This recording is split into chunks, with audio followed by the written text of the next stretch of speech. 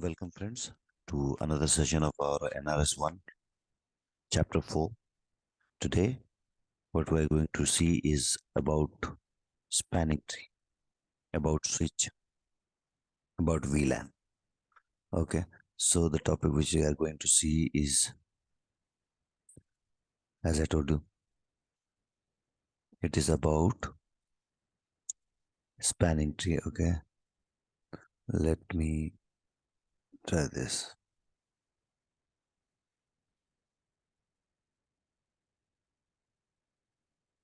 Okay, all right, perfect. So let us start. All right, the last session was about yeah, it was chapter 3 was about Ethernet. Yes. So we have understood layer 2 data link layer. Okay. And सब कुछ हमने जो पढ़ा था वो था about Ethernet frame. तो अब हम इसी के आगे इसका एक्सटेंशन पढ़ेंगे. देखिए, थोड़ा ध्यान रखने वाली बात जो है, हम पीछे इसलिए आए हैं कि ये देखो, यहाँ पर एक लेंथ है. लेंथ या टाइप जो भी बोलो आप, depending on which protocol it is. 8023 अगर रहेगा तो उसे लेंथ कहेंगे. और यदि इथरनेट 2 जो कि मोर फेमस है, डिफैक्टो स्टैंडर्ड है, उसमें इसे टाइप कहते हैं. ठीक है, तो ये याद रखने वाली बात है इससे. और ये तो इसके पहले क्या था, सोर्स एड्रेस और डेस्टिनेशन एड्रेस मैक का, ये दो चीज़ें थी. ठीक है, इस फ्रेम फॉर्मेट के अंदर, क्योंकि हम इसके आगे इसी फ्रेम को, जैसे जो फ्रेम हमने देखी थी उसमें जो सोर्स एड्रेस और डेस्टिनेशन एड्रेस के बाद में स्पेस थी पेलोड के पहले, वहां पर हम कुछ नया, कोई नई चीज, कोई नई एंटिटी इंसर्ट करने वाले हैं, इसलिए उसे देखना जरूरी था. राइटिंग तो कुछ ज़्यादा ही अच्छी हो रही है मेरी ना. एंटिटी डालने वाले हैं हम वहाँ पर. So let's get started. So let's get started. I think मेरी आवाज़ ठीक आ रही होगी. ओके, तो what is the next topic. Alright, देखिए, जो हमने टॉपिक पढ़ा था पिछली बार इथरनेट, वो हमने किसके बारे में पढ़ा था, ये स्विच के बारे में पढ़ा था. ये जो डिवाइस है, ये डिवाइस आता है लेयर 2 के ऊपर में. और ये जो डिवाइस है ये आता है लेयर 1 पे. मतलब ये क्या करता है, जो वायर है हमारे बीच में, दो पीसी के बीच में वायर है, दो पीसी के बीच में हमने ये वायर लगाया हुआ है. ये वायर यहाँ कनेक्टेड होता है लैन कार्ड से. ठीक है, और यही इस वायर पे आई वाली बिट को, इस वायर पर आई वाली बिट को इस काबिल बनाता है और सेंड करता है इस लेयर को, सेकंड लेयर को. ओके, तो ये जो वायर वाली बिट है, वा, वायर पे जो आई वाली बिट है, कभी क्या होता है कि हमारे पास में इस वायर से तो सिर्फ दो ही लोग जुड़ सकते हैं, दो पीसी जुड़ सकते हैं. लेकिन अगर हमको ज्यादा पीसी अगर जोड़ना है तो हमें कोई ऐसी डिवाइस बनानी पड़ेगी जो कि दो से ज्यादा पीसी के कनेक्टर को कनेक्ट कर सके. तो आपने इलेक्ट्रिसिटी, बिजली के इक्विपमेंटों में देखा होगा, जो हमारा ये रहता है, क्या बोलते हैं इसको, स्विच रहता है, पावर स्विच. वो उसमें एक लग सकता है सिर्फ, है ना. तो एक लग सकता, तो एक आता है कुछ इस तरह से आता है हमारे यहाँ पर. एक्सटेंशन बोलते हैं उसको, मतलब एक्सटेंशन, पावर एक्सटेंड, क्या बोलते हैं, पावर अडेप्टर बोलते हैं, पावर अडेप्टर. उसमें क्या होता है, यहाँ पर ऐसे दो और ऐसे दो निकले रहते हैं. जो पहले दो वाले में आते थे अडेप्टर, सपोज ये दो ऐसे अंदर घुसते थे इसके अंदर में, तो उसके ऊपर में ऐसा एक चार, पुराने जमाने में ऐसा आता था. तो ये दो यहाँ लगा दो इसमें, और दो यहाँ लगा दो, और दो यहाँ लगा दो. तो कितने कितने डिवाइस कनेक्टेड है, तो ये फैन लगा दिया हमने इसमें. ठीक है, फैन. ये वाले में लगा दिया हमने हमारा टेप रिकॉर्डर. ओके, और ये वाले में हमने लगा दिया हमारी, सपोज और कौन सा इक्विपमेंट हो गया जो मिनिमम बेयर रिक्वायर्ड था। तो पुराने जमाने में जो हमारा मतलब काफी समय पहले, एक तो टेप चालू कर दिया हमने इसी से, एक इससे फैन लगा दिया, और हमने ये एक बल्ब लगा दिया।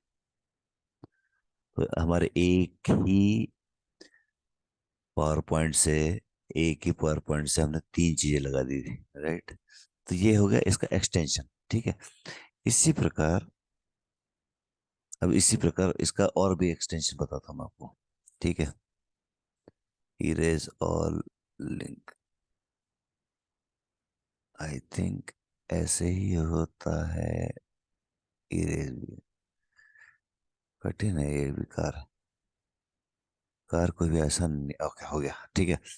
अब वो थोड़ा पुराने जमाने जो गया वो गया। अब उसके बाद में हमारे पास में आने लगे ऐसे इंडिया में ऐसे गोल वाले एडाप्टर, जिसके अंदर में एक दो तीन, एक दो, और मल्टी पॉइंट एडाप्टर आने लग गया है, ठीक है। और एक दो तीन, इसकी एक केबल ऐसी, इसके आई आइट साइड में केबल बंधी हुई रहती थी, जिसको खोलो और लगा दो उस पावर पॉइंट के एडाप्टर के अंदर में, है। ये एक में लगा देते थे हम इसको ऐसे, और यहाँ पर भी छः सात डिवाइस आप कनेक्ट कर सकते थे। फैन कनेक्ट कर दिया, मोबाइल चार्जिंग कनेक्ट कर दी, ठीक है। अब इसमें लोड बढ़ जाता है तो वो जल भी जाता था, ये भी एक बात होती है, ठीक है। तो ये जो एग्जाम्पल है, ये एग्जाम्पल और ये एग्जाम्पल में कोई डिफरेंस नहीं है। सिर्फ ये है कि इसका नाम हब है, बाकी ये करता है वही काम है। बिजली, आई हुई बिजली, जैसे कि 10 पीसी खरीद के जब हम लेके आ गए, तो 10 को एक दूसरे से जोड़ते तो 10 लैन अडाप्टर लगते थे। और हमारे पीसी में लगता है एक ही अडाप्टर और मैक्सिमम दो अडाप्टर, फिर भी वो एक्सपेंसिव काम है। तो क्या किया हमने, एक एक अडाप्टर में से केबल निकाली और लेके आके इसके एक पोर्ट पे लगा दिया। इसके ये जो हब आया, हब के पहले आया था रिपीटर। तो रिपीटर का थोड़ा एक काम अलग था, मतलब यही काम था, लेकिन इसमें इतने सारे पोर्ट नहीं होते थे। वो डिस्टेंस को एक्सटेंड करता था कि 100, जब हमने पुराना इथरनेट वाला पढ़ा था तो उसमें 100 मीटर वाली केबल का एक स्टैंडर्ड है। तो एक पीसी से दूसरे पीसी सिर्फ 100 मीटर की दूरी पे होना चाहिए, तभी वो कम्युनिकेट कर पाते थे प्रॉपरली। तो उसको एक्सटेंड करने के लिए यहाँ पर हमने एक रिपीटर लगा दिए। उसका रूल था 2 3 4 समथिंग लाइक दैट, दो तीन चार। तो मैक्सिमम ऑफ 4 डिवाइस कनेक्ट करता था वो, और तीन तीन रिपीटर लगा सकते थे इन वायरों के बीच में। तो 100 × 3, 300 मीटर तक के आप अपने लैन को एक्सटेंड कर सकते थे।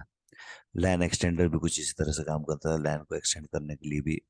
तो वो भी इसी लेयर पे काम करता है, लेयर 1 पे। करता क्या है, बिजली जैसा जो मॉड्यूलेशन, जो फ्रीक्वेंसी होती है बिजली की, बिजली जितनी दूर जाती है वायर पे, तो वो धीरे धीरे धीरे धीरे लूल होने लग जाती है। लूल होने लग जाते तो यहाँ रिपीटर लगा दो, वापस से वो फिर मॉड्यूलेशन को इंक्रीज करके भेज देती। तो ऐसा 3 बार कर सकते हो वापस। तो ये इसका पापा था, हब का पापा रिपीटर था, ठीक है। पापा में सिर्फ एक एक स्लॉट, एक एक एक्सटेंशन थे, एक एक पॉइंट थे। हब के अंदर में से 100 पॉइंट वाले भी आ गए। तो 100 पीसी लगा दो, अब आपका लैन जो है वो 100 पीसी वाला हो गया। सपोज आपने एक इंस्टीट्यूट खोला, तो इंस्टीट्यूट के अंदर में आपने कितने लोग कितने लोग आने लगे आपके पास, 100 लोग आने लगे। 100 लोग आने लगे तो आप क्या करोगे, आप उसका 100 लोग आ गए तो क्या कर सकते हो आप, 100 लोगों को कंप्यूटर पे पढ़ाना है आपको, तो क्या करोगे, आप एक हब खरीद के लगाओ और 100 को लगा दो। लेकिन इसके अंदर में क्या है, जैसे यही करंट सबके अलग अलग इन्फॉर्मेशन आएगा, तो इसमें ज्यादा से ज्यादा कोलिजन होने लग जाएगा, ठीक है। कैसे, कि ये एक ऐसा ऐसा चौराहा है जिसके ऊपर सिर्फ लाइट लगी हुई है, कोई खड़ा नहीं है। और ये अभी चार चार पीस लगा है, तो 4 पीसी वाला रास्ता है, तो सारे के सारे एक साथ में भी बोल सकते हैं। एक साथ जब बोलते हैं तो कोलिजन हो जाता है, तो ये इसका, इसमें कोलिजन हो जाता है। तो कोई इन्फॉर्मेशन है जो कि हमने वायर पे भिजवाई है करंट के रूप में, वो आपस में टकरा गई तो क्या होगा, वो खराब हो गई, ठीक है। खराब हो गई तो उसको वापस री करके सेंड करना पड़ेगा, बाद में फिर सेंड होगी वो, बाद में फिर सेंड होगी, है ना। तो इससे क्या हुआ कि 4 पीसी तक के तो ठीक है, लेकिन जब 100 बोलने वाले रहेंगे तो जो आपकी प्रोबेबिलिटी बढ़ जाएगी बात करने की, वो ज़्यादा मैक्सिमाइज हो जाएगी।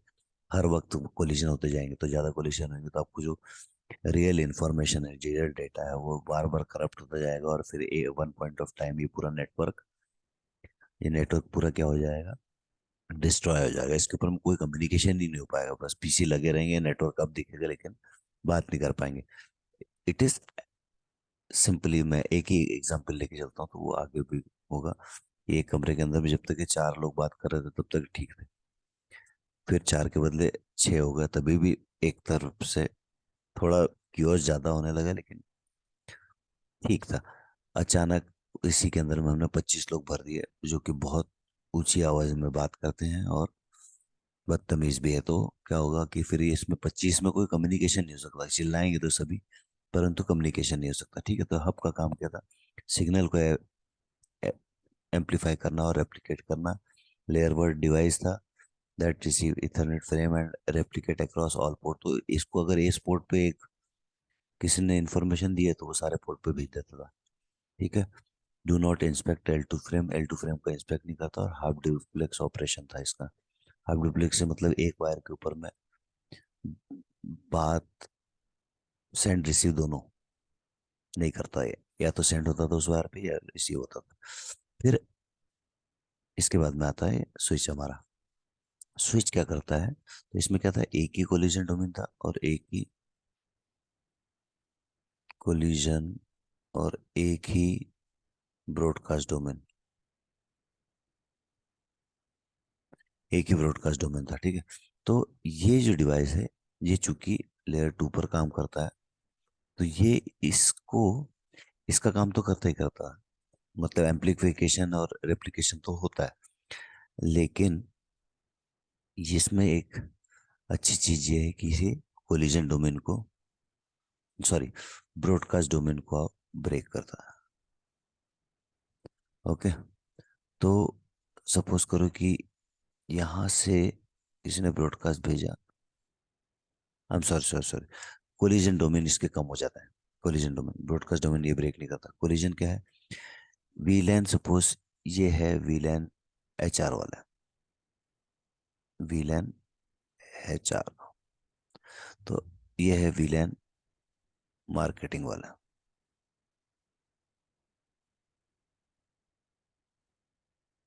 और ये है सेल्स वाला। तो जो इनकी लोकल बातें रहेगी, जो लोकल बातें रहेगी, लोकल मतलब इस यहाँ पर अगर चार पीछे लगे हुए हैं तो ये एक ही डोमेन के अंदर में आ गए। ठीक है, एक ही कोलिजन डोमेन के अंदर में आ गए, तो इनकी बातें तो आपस में एक दूसरे को इस कमरे में सुनाई देगी। ठीक है, यही कमरा वही है। इस कमरे को, इसमें एक बड़ा कमरा था। ठीक है, इस कमरे को अब हमने क्या किया, यहाँ पर जब आया हो तो यहाँ पर ये एक कमरे हो गए, छोटे छोटे पॉड्स बना दिए हमने। ऑफिस में छोटे पॉड्स जो होते हैं कि सेल्स वाले एक तरफ बैठेंगे, मार्केटिंग वाले एक तरफ बैठेंगे, और सभी अलग अलग इसमें बैठेंगे। तो सेल्स वाले की बात सिर्फ सेल्स वाले के अंदर जाएगी। तो चूंकि इससे क्या हुआ, जो जो हमारे ये 25 यूजर थे, 25 के हमने पाँच पाँच के पॉड बना दिए, तो इनका कोलिजन डोमेन जो है वो एक हो गया। लेकिन हाँ, ये पॉड है तो किसी ने अगर स्पीकर लेके चिल्लाया, अगर स्पीकर लगा दिया, सबके पास एक एक स्पीकर भी दिया हो, सब कमरे में एक एक स्पीकर भी लगाए। ठीक है, यदि इस स्पीकर पे चिल्लाएंगे तो क्या होगा, इनफैक्ट चिल्लाएंगे नहीं, अब स्पीकर है तो बोलेंगे, अब इस स्पीकर पे बोलेंगे तो क्या होगा, इन सारे पॉड में सुनाई देंगे। जैसे कि फॉर एग्जांपल हम ले लेते हैं कि हमारा फायर फायर ड्रिल चल रही है, ये स्पीकर इसीलिए लगाया था एचआर वालों ने सब जगह के, फायर ड्रिल के टाइम समय सबको इन्फॉर्मेशन मिल जाए। तो जब ये आपस में बात करते हैं एचआर वाले अंदर, तो इनकी तो बात कोई बाहर जाती नहीं है, लेकिन कहीं आग लग गई है, बिल्डिंग के अंदर में आग लगती है, तो ये वाली बटन दबाते हैं, रेड कलर की बटन दबाते हैं और बोलते हैं सभी लोग फायर एक्सटिंग्विशर नहीं, सॉरी, या सब फायर एक्सटिंग्विशर का इस्तेमाल इंतजाम कर लें, और बाकी लोग जो हैं वो सारे ओपन एरिया में चले जाएं। सॉरी, फायर एक्सटिंग्विशर का एग्जांपल छोड़ो आप, ओपन एरिया है फायर का, बिल्डिंग के बाहर रहता है यहाँ पर ऐसा, ग्राउंड इतना बड़ा आजकल। तो माइक पे कोई बोलेगा, स्पीकर पे आवाज आएगी, सभी लोग, ड्रिल चल रही है, आग नहीं लगी हुई, सिर्फ ड्रिल चल रही है, हर महीने 15 दिन में कॉर्पोरेट वाले आजकल ड्रिल करवाते हैं कि आग लग जाएगी तो क्या करेंगे, भूकंप आ जाएगा तो क्या करेंगे। तो इस स्पीकर पर बोलते हैं, बोला किसी ने भी बोला, सपोज यहीं से है, यहाँ से आज आज का कोऑर्डिनेटर ये वाली टीम है, सेल्स वाली टीम को इसको, मार्केटिंग वाली टीम को बताना है, या फिर मार्केटिंग वाली टीम को सबको बताना है कि भाई फायर ड्रिल चालू हो गई है, सब ओपन एरिया में चले जाओ। तो वो क्या करेगा, ये स्पीकर की बटन दबाई उसने और ये बोल दिया, जैसे ये बोलेगा ये सारा का सारा यहाँ सुनाई दे देगा। यहाँ सारा का सारा जब सुनाई दे देगा तो क्या होगा कि सब लोग उठ के भाग जाएंगे। करेक्ट है, ऐसा ही होगा। राइट, ऐसा ही होगा। तो दैट इज, ये जो है, मतलब ये जो है ये लेयर टू डिवाइस है दैट इंस्पेक्ट ईथरनेट पे। तो ये है, यहाँ पर जब आता है कोई सभी मैसेज, तो उसके ईथरनेट फ्रेम को देखता है, उसमें सोर्स और डेस्टिनेशन, सोर्स एड्रेस इधर से लग के आया था तो डेस्टिनेशन एड्रेस को देखता है, अपने मैक टेबल के अंदर चेक करता है, और जब उसे लगता है कि वो उसी ही पॉड का हिस्सा है, तो क्या करता है, उसको रिवर्ट करके वापस इधर ही भेज देता है उसको, पूरी दुनिया को नहीं बताता। ठीक है। जबकि अगर वह डेस्टिनेशन कहीं और का अगर हुआ, तो फिर उसको वो आगे फॉरवर्ड करता है गेटवे पर। ठीक है। Switch retrieve ethernet frame based on destination MAC address. अच्छा, तो क्या होता है कि अगर उसके पास में डेस्टिनेशन का पता नहीं है कि डेस्टिनेशन कहाँ है, उसे नहीं मालूम, तो फिर क्या करता है वो, तो फिर वो इस फ्रेम को सभी पोर्टों पर फेंक देता है, ब्रॉडकास्ट कर देता है। ठीक है। और ब्रॉडकास्ट करने के बाद में जब रिप्लाई आ जाता है उस यूजर से, तो उसके सोर्स एड्रेस में को निकाल कर अपने मैक टेबल के अंदर में लिख लेता है। तो जब वो लिख लेता है, तो जब वो लिख लेता है तो उसका डेटाबेस बन जाता है। ये डेटाबेस कुछ मिनटों तक के, या 5 मिनट तक के, आई बिलीव 5 मिनट तक के, डिफॉल्ट सिस्को या नोकिया, 5 मिनट तक के वो मेंटेन रहता है उसके पास में कैशे टेबल के अंदर में। ठीक है। तो अब जब भी उस चीज के लिए पैकेट आएगा, तो वो क्या करेगा, उस पैकेट को, सॉरी पैकेट नहीं, फ्रेम बोलेंगे क्योंकि हम लेयर टू की बात कर रहे हैं, उस फ्रेम को वो भेज देगा। अब इसकी जो लास्ट अच्छी बात इससे क्या है, ये कैसा था, हब हब कैसा था, हब था हमारा हाफ डुप्लेक्स। ये फुल डुप्लेक्स क्यों है, क्योंकि ट्विस्टेड पाई केबल यूज करिए, ट्विस्टेड इथरनेट केबल यूज करिए उसमें। जैसे 8 केबल होती है, तो 8 में की 4 जो होती है, मतलब सबके अलग अलग काम होता है। तो दो सेंड करने के लिए होती है, और दो सेंड करने के लिए होती है, और दो रिसीव करने के लिए होती है।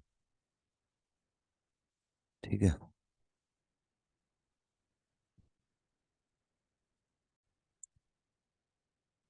Okay sorry. तो दो जो होती है, दो ट्रांस होती है, दो रिसीव होती है। तो जब वो केबल तो एक ही दिखती है, लेकिन उसके अंदर में छोटी छोटी 8 केबल होती है। तो दो जो होती है ट्रांस के लिए, और दो होती है रिसीव के लिए। बाकी भी पेयर पॉइंट होते हैं उसके, उनके अलग अलग उपयोग है, विच इज नॉट रिलेटेड, हमारे इस टॉपिक से रिलेटेड नहीं है बात। तो दो वे सेंडिंग होती है, और तो एक ही केबल जो है उसमें, सपोज 1 गीग का पोर्ट लगा हुआ है, तो 1 गीग के इसके, इसका इफेक्टिव थ्रूपुट कितना हो गया, 2 GB हो गया एक्चुअली। दो, एक वो सेंड कर सकता है और एक रिसीव कर सकता है। तो ये फुल डिप्लेक्स का ये फायदा है। ऑलराइट। तो नेक्स्ट है, अब हम और आगे चलते हैं, ठीक है।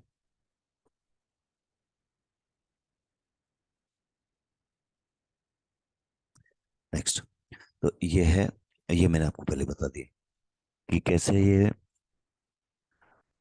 यहाँ पर हम इसे बोलते हैं, वही जो मैक टेबल है उसको क्या बोलते हैं, FDP बोलते हैं इसके अंदर में,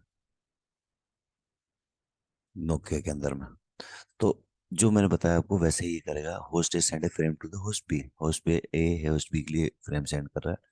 the switch receive the frame on this port and place this source MAC address into the FDP। तो यहाँ पर जो फ्रेम आई थी उसका सोर्स एड्रेस उठाया उसने और मैक टेबल के अंदर में डाल दिया। अब क्या है कि पहली बार आया ये, और डेस्टिनेशन भी पहला ही है, अभी तक डेस्टिनेशन की एंट्री नहीं होता। क्या the destination is not in the MAC table so the switch flood the frame to all port except the source port. तो अब स्विच क्या करता है, क्योंकि उसे वो रास्ता पता नहीं, तो क्या करेगा ये, सभी पोर्टों पर भेज देगा इसको, सभी पोर्टों पर इस इस इंफॉर्मेशन को भेज देगा।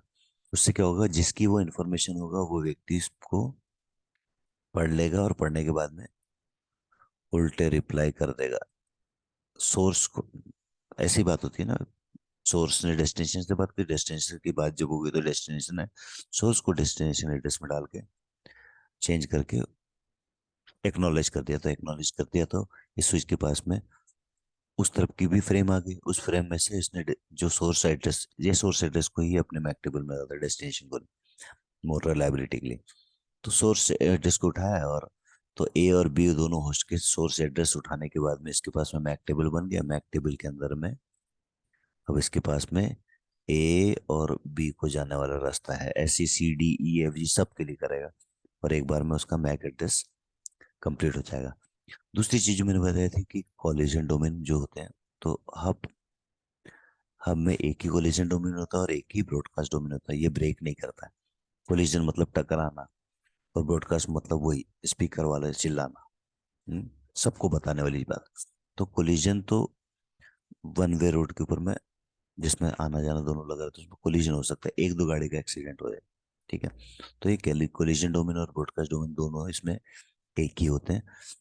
स्विच में हर पोर्ट पर एक कोलिजन डोमेन खत्म हो जाता है, तो इस तरफ का जो कोलिजन है उसमें उसके लोकल ट्रैफिक जो रहेगा वो कोलाइड हो सकता है, लेकिन लोकल ट्रैफिक बाहर नहीं जाएगा, यानी कि ब्रॉडकास्ट नहीं होगा। ब्रॉडकास्ट नहीं होगा तो ब्रॉडकास्ट डोमेन तो एक ही रहता है इसका। जब कोई इस एरिया से चिल्लाएगा या इस एरिया से चिल्लाएगा तो सुनाई तो सबको देगा, तो ब्रॉडकास्ट डोमेन तो एक ही होता है, लेकिन जो धीरे धीरे से बात करेंगे वो अपने ही एरिया में रहेगा, अपने ही उसमें रहेगा, डोमेन में रहेगा। और राउटर जो है वो प्रत्येक पोर्ट पर कोलिजन डोमेन को भी ब्रेक करता है, और कोलिजन डोमेन को भी ब्रेक करता है और ब्रॉडकास्ट डोमेन को भी ब्रेक करता है। तो यहाँ पर ना यहाँ का ब्रॉडकास्ट इस पार जा पाएगा, कोई यहाँ से स्पीकर लेके चिल्ला रहा है, सपोज यहाँ पर स्विचेस भी हैं, सपोज तीन चार स्विच है इस लैन के अंदर में, इस ब्रॉडकास्ट डोमेन में तीन स्विचेस है, लेकिन उसका एक एग्जिट यहाँ पर लगा हुआ आउट में, राउटर पे। तो किसी ने यहाँ चिल्लाया, ब्रॉडकास्ट किया, तो वो ब्रॉडकास्ट भी यहाँ पर आके खत्म हो जाए, इसके आगे नहीं जाएगा। तो जो हमारा राउटर है वो ब्रॉडकास्ट डोमेन को ब्रेक करने के काम आता है। ओके, अब आता है लिंक की रिडंडेंसी। लिंक की रिडंडेंसी क्यों चाहिए हमको, ये स्विच रहा, ये दो स्विच रहा, ये तीन स्विच रहा, सपोज हमको यहाँ पर पांच यूजर बैठे हुए हैं। अब हमारे पास में सिर्फ एक ही है, लेकिन हमारे पास में कोर कोर नेटवर्क है हमारे पास में। हम ऐसे करके ऐसे भी एक कनेक्ट कर सकते हैं, और ऐसे करके अगर ऐसे कनेक्ट करेंगे तो हमारे पास दो रास्ते होंगे। कभी ये रास्ता कट गया तो ये रास्ता तो जिंदा है, तो ट्रैफिक यहाँ से यहाँ जा सकता है, तो ये रिडंडेंसी हो जाती है, ठीक है। रास्ते की रिडंडेंसी, जैसे आपके शहर के अंदर में किसी एक्स पॉइंट से वाई पॉइंट जाने के लिए दो रास्ते हैं, एक रास्ता सबसे छोटा है और एक थोड़ा सा लंबा है। कभी यहाँ पर जाम लग गया, या कभी यहाँ पर पानी में बाढ़ आ गई और ये रोड भर गई, ये रोड फुल हो गई, यहाँ से यहाँ जाना है आपको, तो आपके पास दूसरा ऑप्शन है, तो आप क्या करोगे, उसको यूज कर लोगे। तो हम हमारे डिवाइस के अंदर में भी यही चाहते हैं, और चूंकि हम ये चाहते हैं तो क्या हुआ,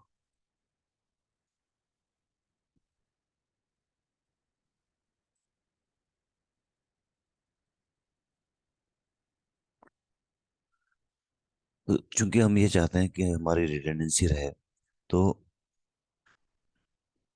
हम क्या करते हैं, रिडंडेंट प्रोटोकॉल का इस्तेमाल करते हैं। तो इसमें दो प्रकार की रिडंडेंसी हुई। दो प्रकार की रिडंडेंसी कौन कौन सी हुई, एक हो गई आपकी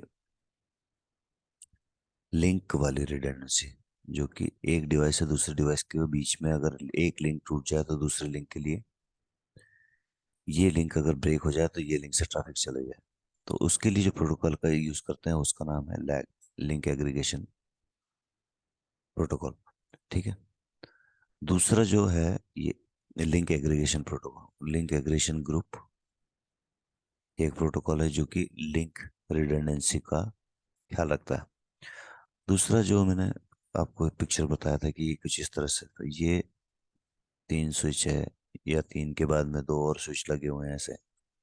तो हम यहाँ पर पाथ रिडंडेंसी भी बना सकते हैं।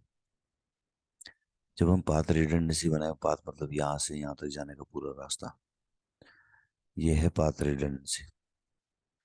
पाथ रिडंडेंसी अगर हम चाहते हैं तो उसमें कुछ प्रॉब्लम है। जो प्रॉब्लम है वो देखते हैं।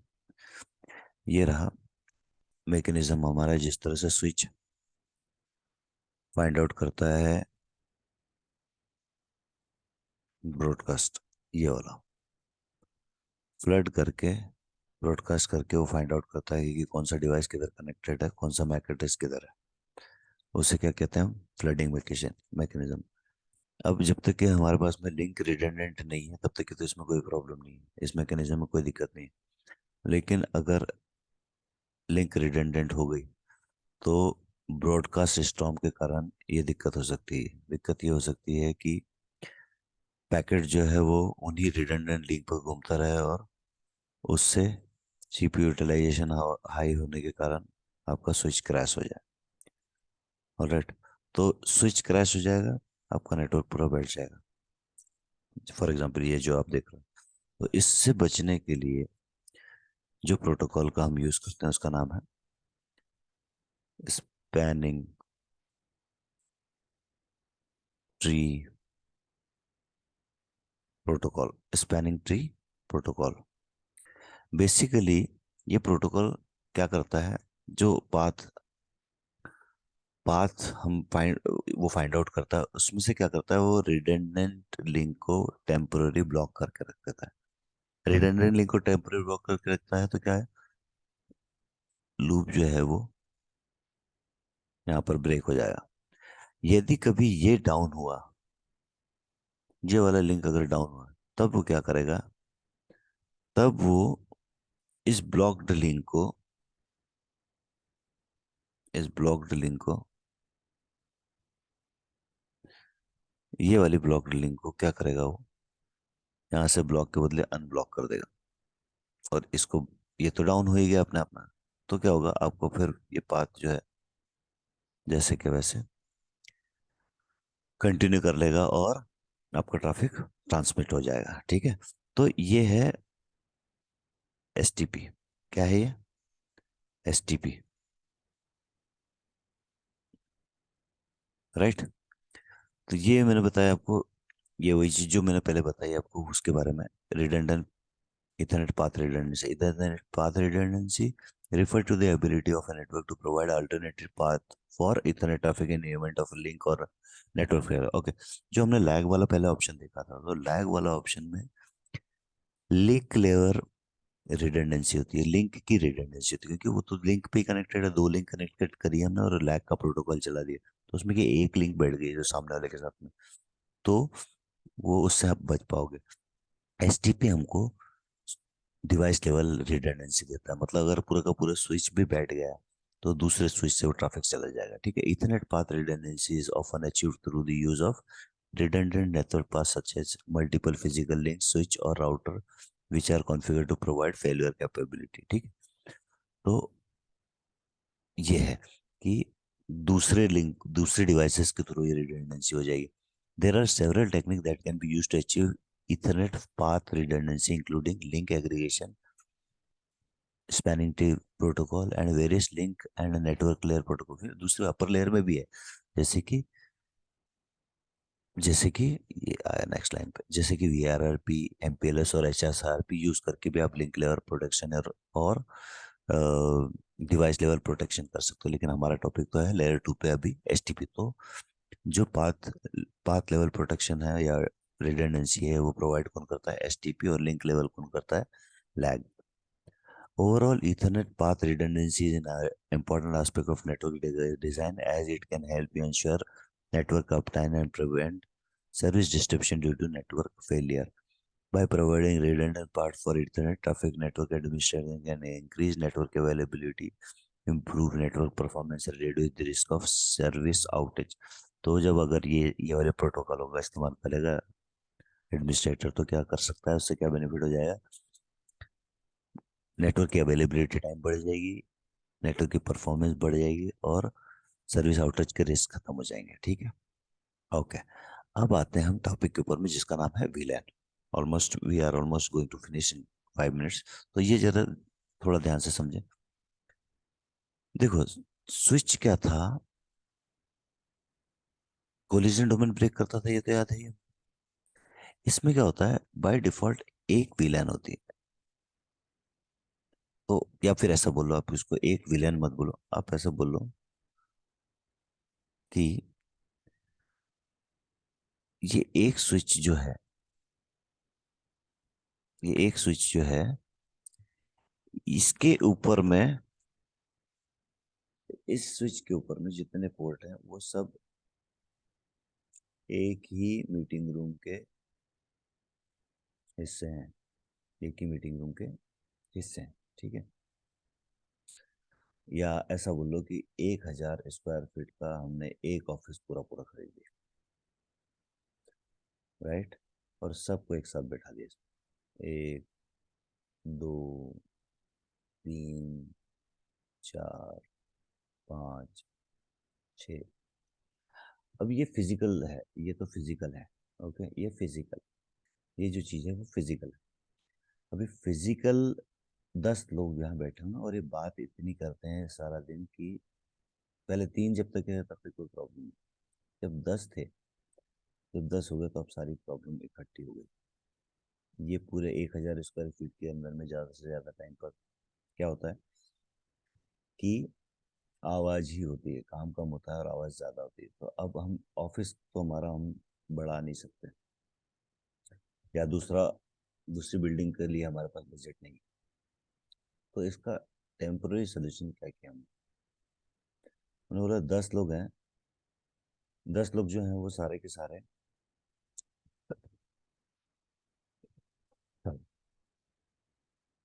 एक ही डिपार्टमेंट के नहीं। इसमें ज़्यादातर सिर्फ जब बकवास करते हैं तो बात करते हैं, दोस्त हैं जरूर, आपस में दोस्त हैं, लेकिन डिपार्टमेंट तीन बैठते हैं इसके अंदर: HR, सेल्स और मार्केटिंग। मार्केटिंग वाले जब तक बाहर रहते हैं तब तक तो इस फ्लोर के अंदर में ज़्यादा दिक्कत नहीं रहती, क्योंकि ये रोज के रोज घूमने चले जाते हैं, सॉरी, मार्केटिंग के लिए फील्ड पे चले जाते हैं। फील्ड से जब वापस आते हैं तो ये दोनों HR वाले और सेल्स वाले के साथ में जो डिस्कशन करना चालू करते हैं, तो HR वाला अगर कोई एक बंदा काम भी करना चाह रहा हो तो उसका भी मन नहीं लगता, और होता ही है कि वो डिस्ट्रैक्ट हो जाता है और परफॉर्मेंस पर इफेक्ट आ जाता है। ऐसे ही किसी दिन सेल्स वाले के साथ भी होता है कि सेल्स वाला उस दिन काम करने के मूड में रहता है, लेकिन जैसे ही ये आए शाम के टाइम में और इन्होंने कहानियां सुनाई चालू करी, तो क्या हो जाता है कि सारे के सारे एंगेज हो जाते हैं और काम पर हट जाता है, काम काम नहीं रहता है। ठीक है, तो क्या सोल्यूशन करता है मैनेजमेंट? मैनेजर ने कहा कि ठीक है, ऑफिस तो हम नया नहीं ले सकते, लेकिन इस ऑफिस को तीन हिस्सों में तो बांट सकते हैं।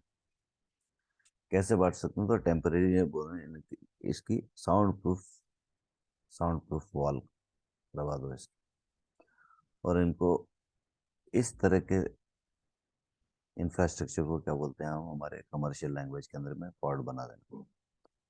ऑलराइट, तो पॉड क्रिएट कर देते हैं साउंड प्रूफ के। तो अब क्या होता है, मार्केटिंग वाले इस दरवाजे से घुसते हैं, ये तीनों यहाँ आके हंसी मजाक करते हैं। किसी एक को अगर हंसी मजाक करनी होती है तो वो यहाँ चला गया, फिर वापस आ गया अपने कमरे में, बैठ सिटिंग अरेंजमेंट अपने कमरे में कर दिया 2 घंटे। तो ये तीन हिस्से जो करे हैं, यही सेम टू सेम हमारे स्विचिंग में भी ऐसे होगी। स्विच तो हमारा एक ही रहता है, लेकिन उसको वर्चुअली तीन अलग कोलिजन डोमेन के अंदर में बांट दिया जाता है। कोलिजन डोमेन को बांट दिया जाता है, and that is what is called as virtual virtual LAN. ठीक है। अब देखिए इसमें कैसे हुआ। ये येलो वाला गया और इसने बात करी थी सी वाले ने बी वाले से, तो ये इस तरह से घूम के जाएगा। और यहाँ पर जब उसे इंटरविलियन बात करनी होगी तो ट्रैफिक को कहाँ जाना पड़ेगा, ब्रॉडकास्ट डोमेन, क्योंकि ब्रॉडकास्ट डोमेन तो यहीं तक रहता है। यदि उसको किसी दूसरे विलेन से बना जाना है तो गेटवे के पास जाना पड़ेगा। ठीक है। वो टॉपिक इसके बाद में आएगा, आईपी एड्रेस वगैरह पढ़ने के बाद में, कि बाहर का कम्युनिकेशन ऐसा। लेकिन अगर अंदर का कम्युनिकेशन देखें तो हम A1 A2 A3 समझ लो तीन लोग थे ये वाले पोर्ट इनको असाइन कर दिए और पीसी असाइन कर दी। तो क्या होगा कि जब भी ये पैकेट यहाँ से आया, इंटरनल वाला था, तो यहाँ से घूम के यहीं कहीं चले जाएगा। ठीक है। तो दैट इज हाउ वीलैन वर्क्स। वीलैन के अंदर में मैंने पहले ही आपको जैसा फ्रेम दिखाई थी, तो हमने देखा था कि ये जो है यहाँ पर ये रहता है, इसके बाद में ये पेलोड रहता है ये वाला, right. Normal Ethernet 802.3 Ethernet frame के अंदर में, या फिर इथरनेट 2 फ्रेम के अंदर में चलता है। लेकिन जब हम इसको वीलैन कैपेबिलिटी देते हैं तो ये दो चीज ऐड कर देते हैं, वीलैन का टैग, सॉरी एक चीज ऐड कर देते हैं इथरनेट टाइप के बाद में। तो ये सॉरी सॉरी सॉरी, देखने में गलती हुई। तो ये तो रहता ही है 802.3 के अंदर में, इसको क्या बोलते हैं, टाइप। वापस चलते हैं उस पर। ये देखो 8023 के अंदर में इसे लेंथ कहते हैं, और 80 ईथरनेट फ्रेम के अंदर में इसको टाइप कहते हैं। ठीक है। तो ईथरनेट फ्रेम के अंदर में से जो हम टाइप कहते हैं,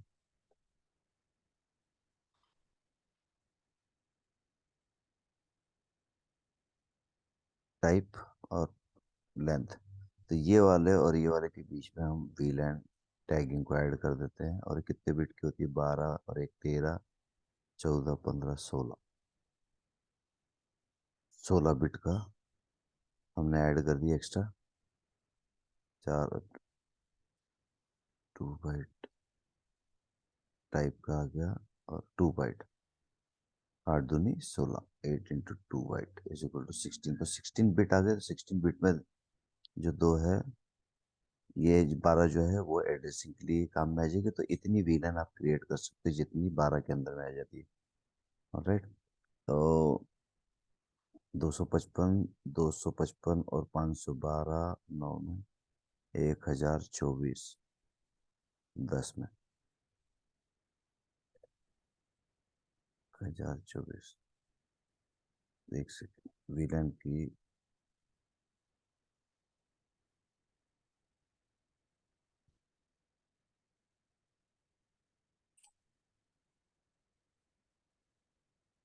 वन सेकेंड।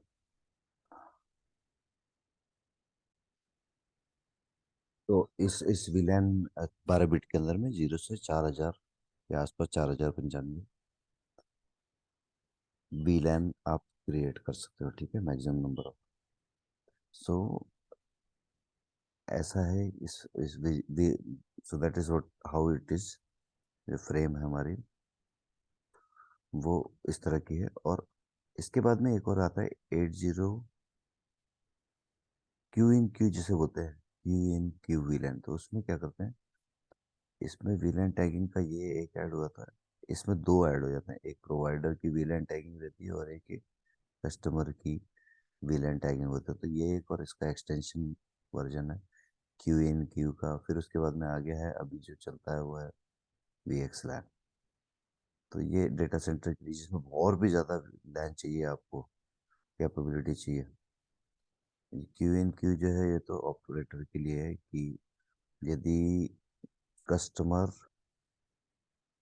कस्टमर और प्रोवाइडर का रिलेशनशिप है, तो कस्ट और इस कस्टमर और प्रोवाइडर के बीच में दो, ये सेम कस्टमर को दो जगह पर ये सर्विस प्रोवाइडर कर रहा है, सर्विस प्रोवाइड कर रहा है। तो ये इसकी वीलैन को, सपोज वीलैन 10 को 22 वीलैन में टैग करके इधर 22 वाले को यहाँ से अनटैग करके वापस कस्टमर को वीलैन 10 दे देगा। तो that is what is done by using Q and Q. Alright. तो यही सारा कुछ था चैप्टर 4 के अंदर में। नेक्स्ट है हमारा आईपी एड्रेसिंग। और ये थोड़ा वीडियो थोड़ा थोड़ा क्या काफ़ी बड़ा हो गया। आई बिलीव इससे आपको काफ़ी कुछ समझ में आया होगा। Okay, so thank you for watching. Please share this video with your friends if you have like if you find it useful, अगर आपको कुछ समझ में आ रहा हो तो। Okay, thank you for watching. अच्छा लगे तो शेयर करिए और लाइक करिए। Thank you.